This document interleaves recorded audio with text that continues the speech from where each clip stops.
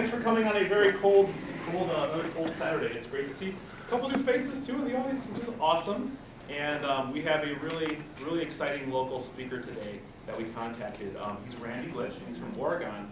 And Oregon, Randy will tell you the whole story, but Randy has recently headed up an effort to restore the Oregon Pump House, which is a very important historical marker in Oregon. It's on the register, and now he's heading up an effort to restore and paint the pump house for Plot Roper. It's really great to have you here, Randy. Thank you for making the long trek from Oregon and pump with us.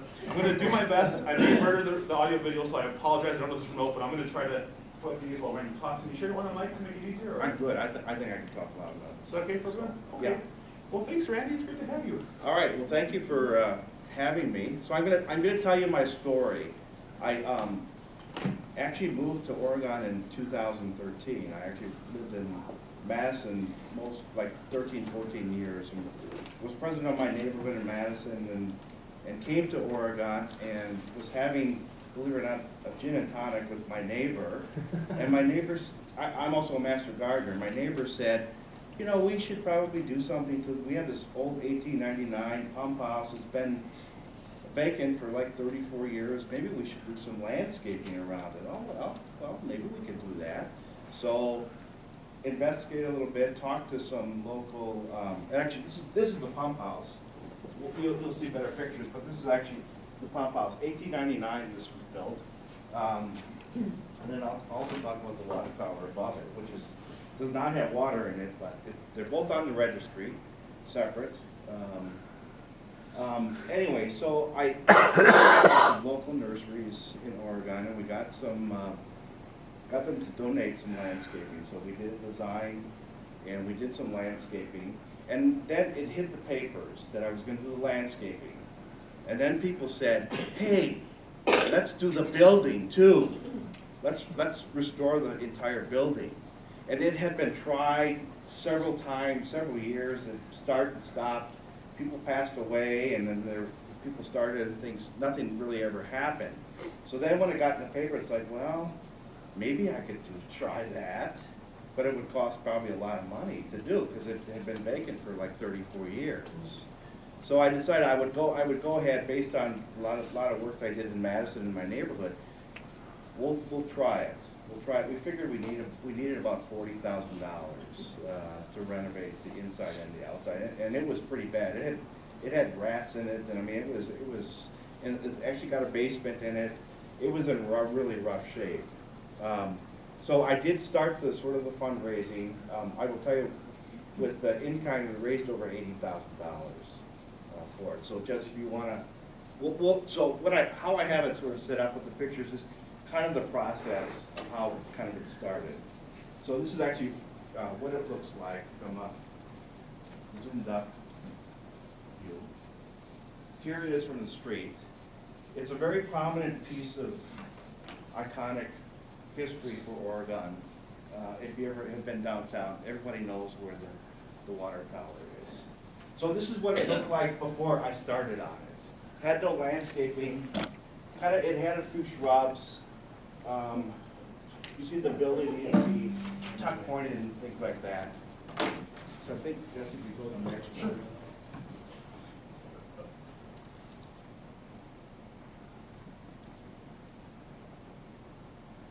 This is kind of what it looked like when I started.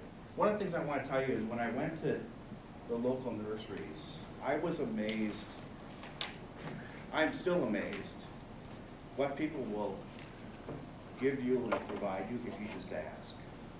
So all the landscaping was donated. So, all right, Jesse.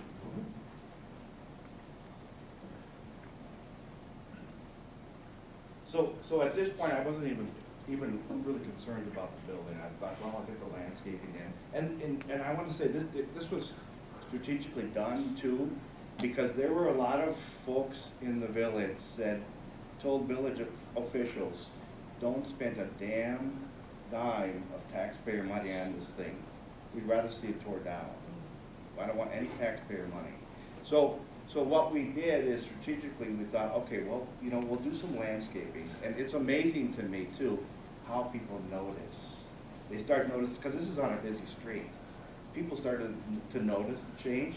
So the strategy was, let's get the landscaping in, then let's work on the building. And then what we saw attitudes change. And as we go through, I'll talk more about that. All right, Chris. So just a couple things. So the windows were falling down. There's actually two rooms in this. There's a front room and then there's a back room. We couldn't let anybody actually walk in the back room because there was so much moisture. There's no air conditioning or furnace in it, and so much moisture. At the back, where the pump was, the floor was running away, and we were afraid someone was going to fall through into the basement. So it was in pretty tough shape. Okay.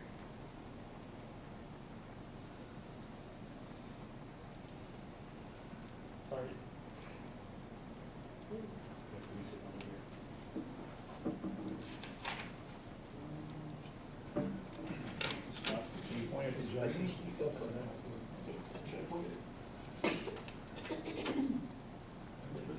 Is that a historical marker? It is a historical marker.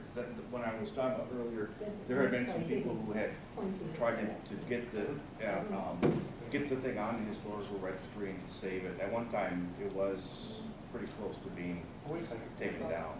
Is this the last one in this folder? This might be the last. Oh, all right, let's go to the next folder. Oh, okay, cool. Did That's I probably ask why. that That was later. you use a microphone because Oh. this is being recorded and it's going to be hard for people to hear on. How's that? Better? Better. Okay. All right, just gonna figure out how to pop up one real quick. Sorry, guys, never used this one before. There's a lot of buttons. Back button down here. So while we're waiting for that, I want to tell you that when I decided that, okay, I'll try to do Try menu. the renovation, I want to say that there were times when I was in the building, I thought, oh my God, am I ever, because it looked like a disaster, and I thought, am I ever going to be able to, is this thing ever going to be something? I mean, it was sometimes discouraging. So I think we want to go to two. Some of the stuff you said is sound very familiar with the, don't spend any tax money, just knock the thing down. Yes, I've heard that, yeah. I hear that every week from someone. It's just kind of like, what's So here's the new landscaping, what we did. And one of the great things I just want to point out is when, on my last, the last landscaper I went to, I thought, you know, I had gotten some landscaping materials and plants from some of the other nurseries, and really all I just needed mulch. Basically, I was just going to ask for mulch. So the last one I went in, he said, well, how about if we do a total design for you for free? And then he said, how about if we put this thing, a brick edging, goes all the way around the building, how about if we do that for you free? I could barely drive home. I was shocked. I mean, I just wanted mulch. So all of that was donated. We also had some Girl Scouts troops come and help, some church groups come and help with the landscaping, especially all the rocks. I think we had like 10 of rocks. I mean, it was just huge. It's like, it seemed like it never went away. But to move all this stuff. So that was kind of the landscape, and believe me, people noticed, and the paper did stories on it and stuff like that. So I think, let's see what the next one. So one of the things I want to say too is when things get in the paper, unintended consequences sort of happen. People would contact me and say, oh, I saw that thing in the paper. This family donated the bench for the landscaping. Their mom and dad were from Oregon and passed away, and they wanted to do something in memory of their parents. And she saw one of the siblings saw the story, said, how about a bench? So things like that sort of happen. All right, Jesse. Is that maybe it? Yeah, I Yeah, think there let's was go to only number 3 two. then. So you got to go to menu and go to the next set of files. all right. Menu. I'll go ahead and just file like report full electronic. or exit or whatever. There's something to get you back to that main page.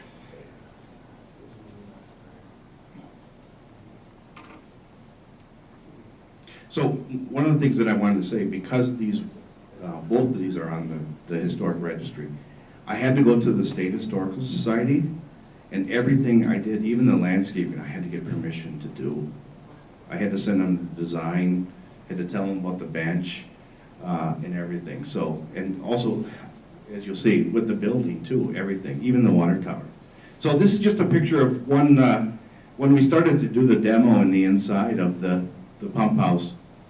I contacted the football coach, the high school football coach.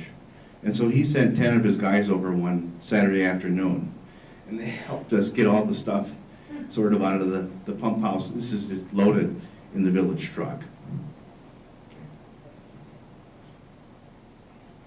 This is the team and the coach. So that was a really big help. So just point out in the back, also one of this unintended consequences, we had an artist and we were going to take out the windows. We finally got permission to redo the windows. They're single pane windows. And actually, when we first started, the Historical Society wanted us to repair the windows, but they were just beyond repair, and we did convince them that we needed to have new ones. But when we took them out for measurement, a local artist, you can't really sort of see him, but she painted two little, there's pictures of cats or something like in the window. So people noticed that as well.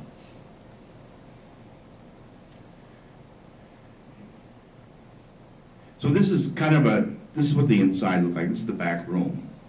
This is actually the pump. This is in the basement is where the pump was. This is actually where the water came up to the tower, and that's sort of just enclosed. But you can kind of see wasn't sort of. This is actually cleaned up. It was a lot worse than this, but just to give you an idea of what it kind of looked like at the back.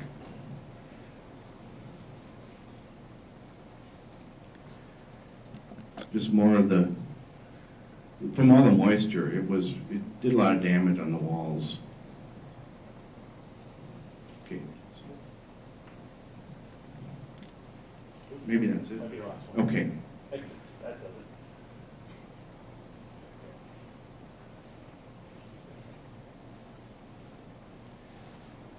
Should I start right here, or should I go into this folder? No, I think we're in number 3. If you go to number 3, this is new landscaping. We've already seen this one, I think, didn't we? Yeah.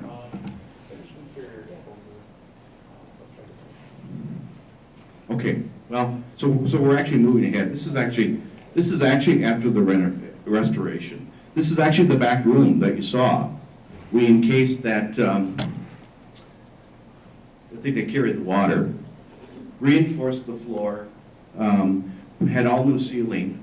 And one of the things I want to say is we had about $30,000 in kind. It's amazing what local contractors will do. We had a development company in Oregon donated about $5,000 worth of work. Most of this was a ceiling and encasing this column as well. Also went to the floor is actually from Surgenians. Went to them, told them the story, and they gave us a really good price on new flooring. So, Can I ask a question, Randy? yeah, So the people who donated the money to do that, did they come to you or did you go to them? I went to them. I was after anybody I could find. Okay. The person who finally did about $5,000, I was after him for about a year. I wouldn't let him go.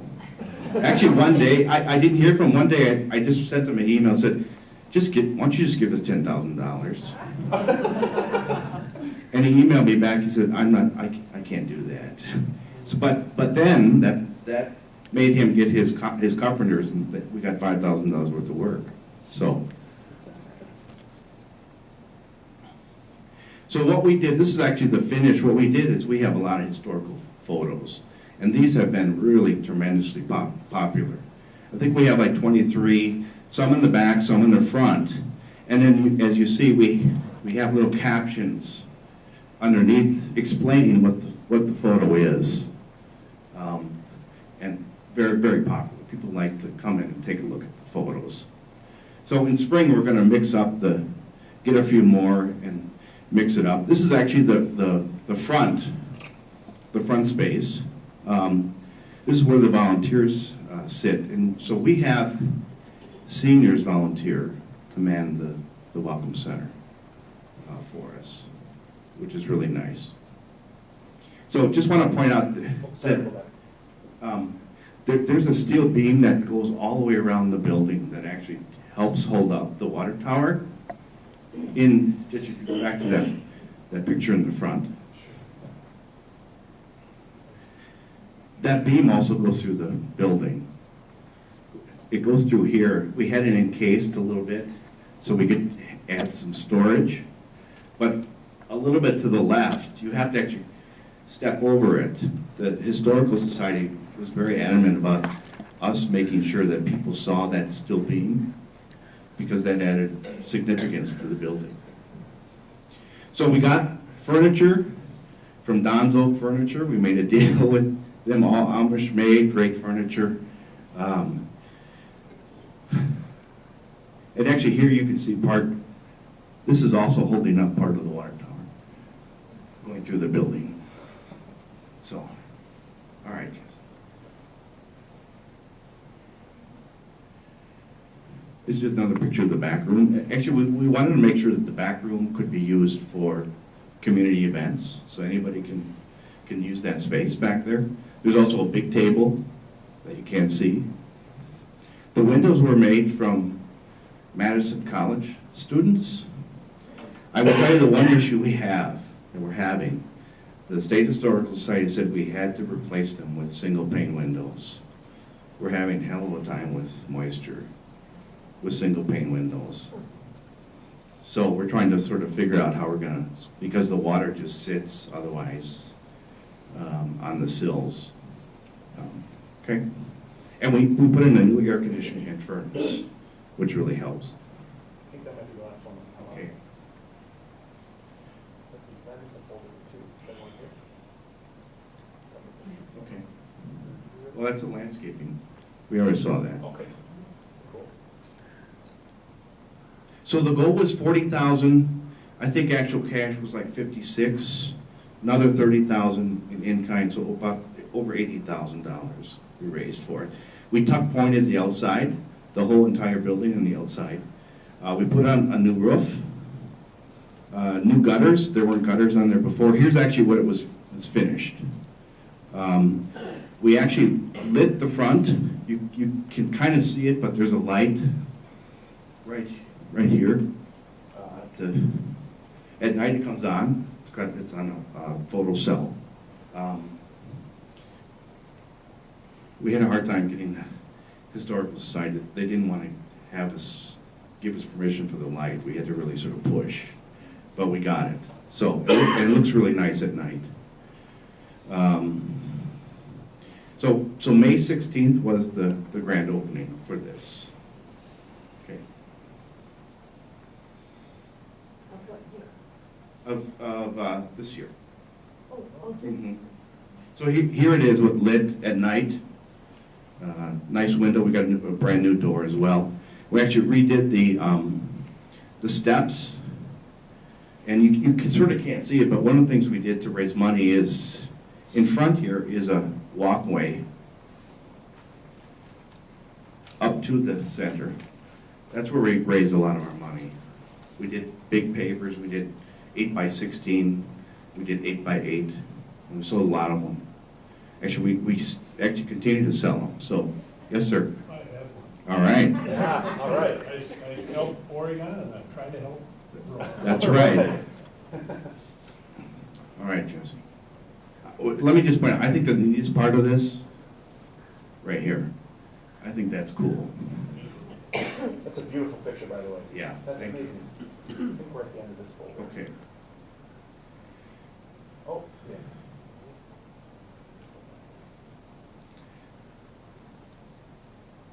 All right, so then as people came to visit inside, they said, what about the tower? Oh my God, the tower. The tower. Hadn't been painted since 1981. It's got lead paint. boy. So I thought about it for a while. I took a couple weeks off after the grand opening. You can imagine, like 2 or 3 years of fundraising, and finally getting this thing done, and sort of acting as a general contractor all the way through. So then I thought about the tower, and it's like, well, it needs to be done, it needs to be part of it. It's like the last piece of it, but then part of me thought, well, okay, do I try to raise all the money for this thing, not knowing what it was gonna cost? There was an earlier, many years ago, estimate of like $260,000 to paint it. But that was encapsulating it, and things have changed now. Now they use high pressure water and things will fall, and so you don't have to encapsulate. So it's gotten a little cheaper. So I did decide I would take it on. It's like, well, it's almost like, let's finish it. But I did go to the village, and I said, I'm willing to help, but I'm not gonna do this all. I just felt this is owned by the village, that this was part of the village, that the village needed to be part of this. And they agreed. So I'll get back to that, but there was a local, so we did a campaign. It was called the Tin Man, because the style of our water tower is the Tin Man. So we kind of used it as a marketing strategy. And there was a local metal artist who made a little Tin Man. And actually we had this in our coffee shop for a long time, asking for donations. And this little guy was sitting there, so that was nice. So here's the tower. So the village said, and I think it really helped that they saw what we did to the building. It was kind of hard to say no at that point. I mean, people we never got one negative comment after they saw the building. It really is quite nice inside. So the village did agree to help. So where it stands right now is well, let me tell you one other thing. The other thing that has come up is people said, well, could we light the tower? Could we light it at night? And it had been tried to several years ago it failed. It didn't go through. So where it stands now is on Wednesday, we have a Historic Preservation Commission in Oregon, and I'm a member of that. So we are voting on a couple things. We are going forward. We'll have this probably painted in March. It will be painted.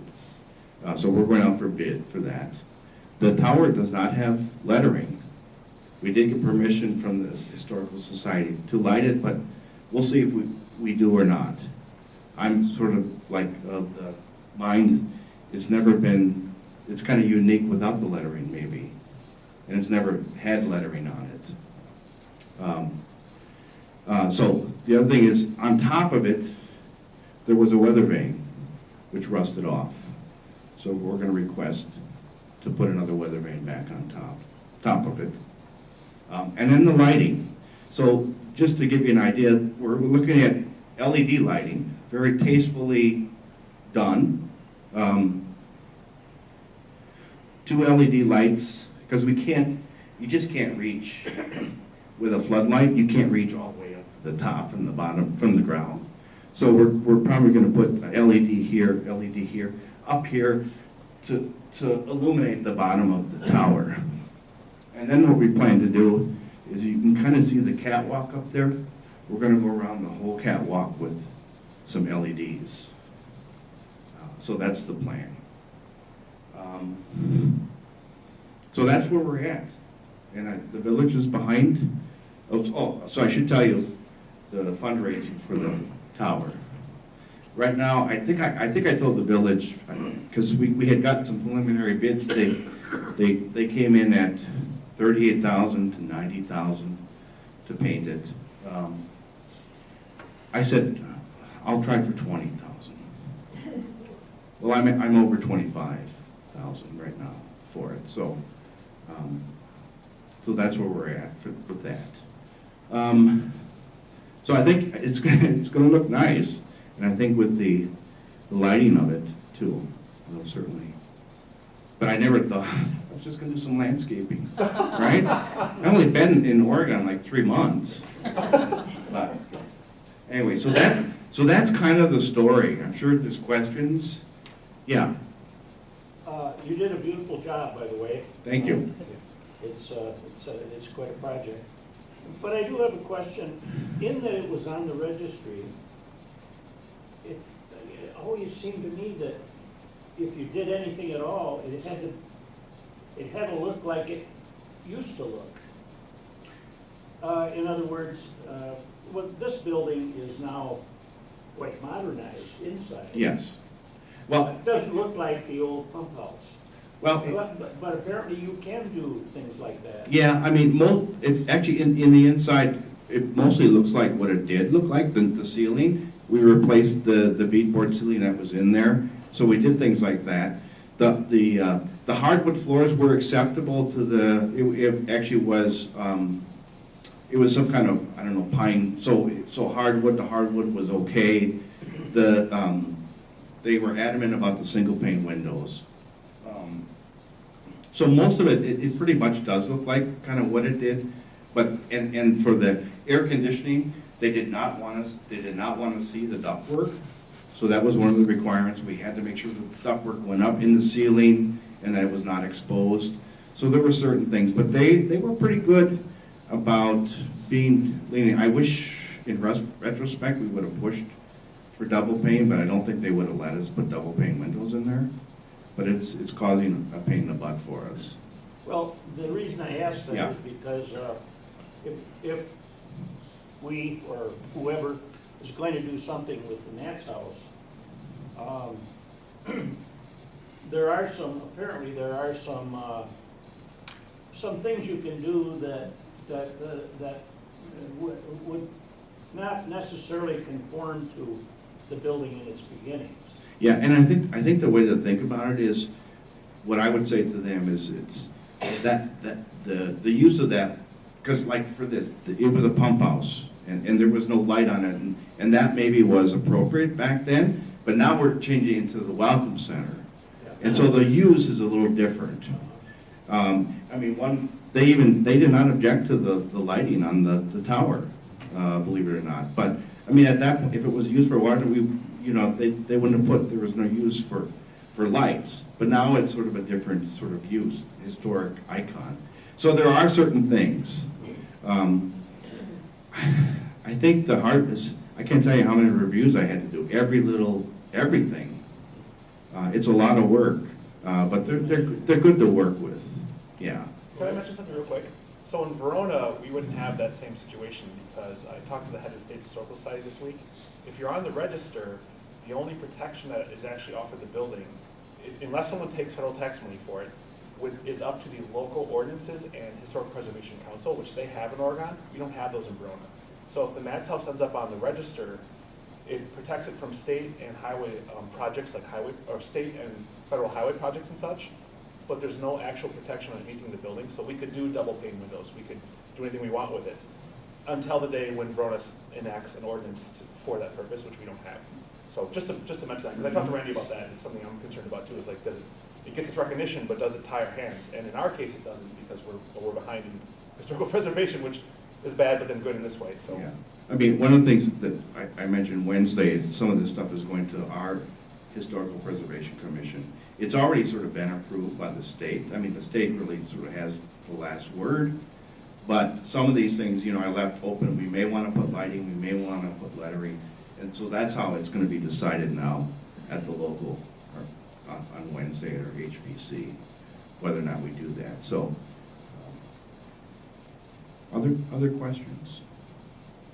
Just a comment. Yeah. You mentioned you had an issue with the moisture in the windows in the winter time. Because they're single pane. Yeah, and I wondered, is there something that you could do temporarily just for the season? Well, we've been trying, so we had the furnace on. We had a dehumidifier in there to sort of take out some of the humidity.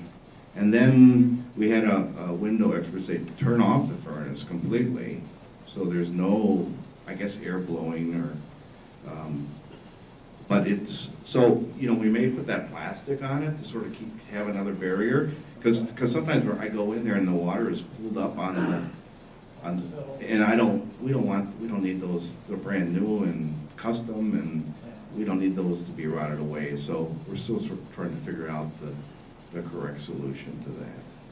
It's only in the winter time we're having a problem, yeah. That's why I wondered if there wasn't another barrier Yeah. you could put up just. Yeah, just to keep it off the windows. Because one of the things that's happening is it's even the condensation is gathering on the front door, and then it's dripping down the front door, and then we have a wooden sill right there, and then the sill is swelling up, and it's kind of really pushed to get inside the building. So we're trying to address it, but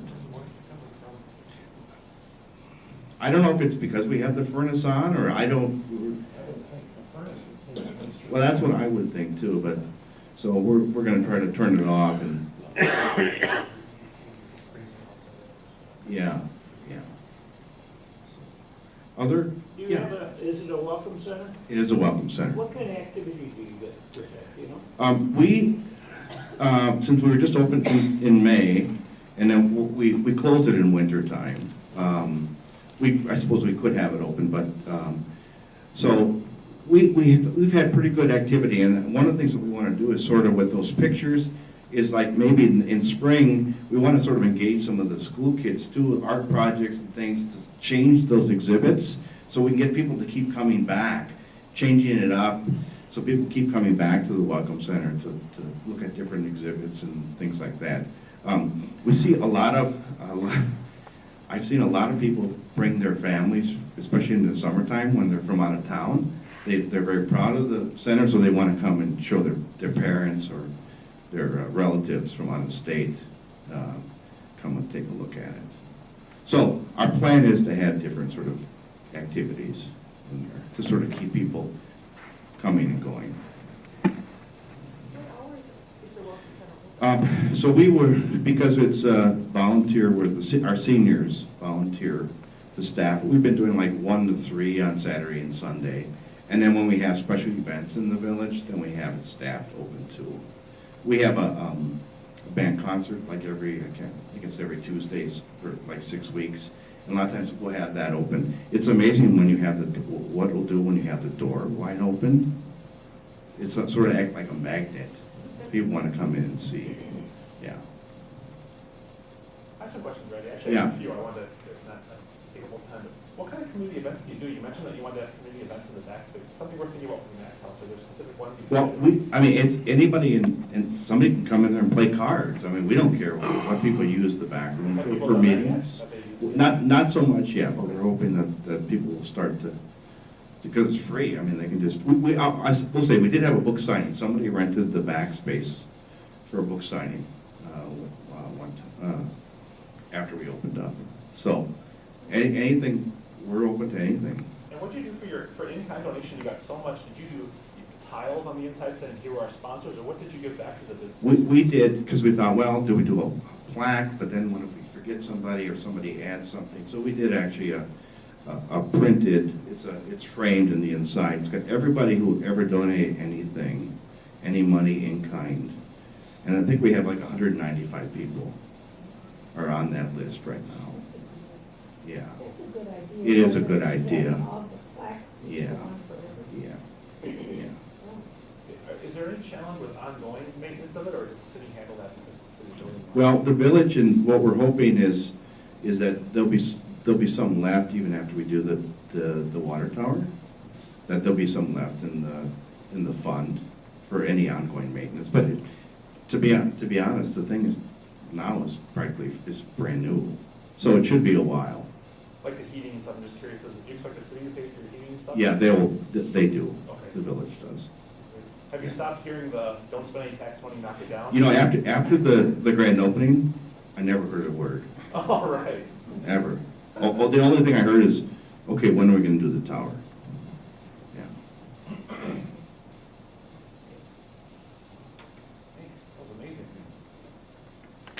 So, all right, thank you. Appreciate it. Oh, so I do want to say, we did, you know, besides the bricks and things, we did things like this. We did little T-shirts.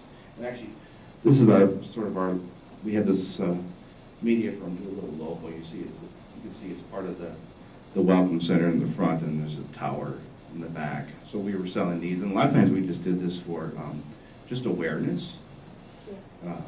And anytime you can get in the paper, that's really good press. We had a contest for people to submit photographs or pictures that they had, and what we did is, what we did is we made note cards out of those. So we sell these too. So little things. So I think just a couple, if you can get people who, this really helped, contractors from Oregon had a connection to the community, they're more willing to do in-kind. A lot of that in-kind was, basically they donated their time. We just paid for materials. And don't underestimate just asking people. Sometimes people just want to be asked. And they're more than willing to help. Yes? You did all of this after just moving to Oregon in a very short time. Yes. As soon as you're finished, would you like to move to the city?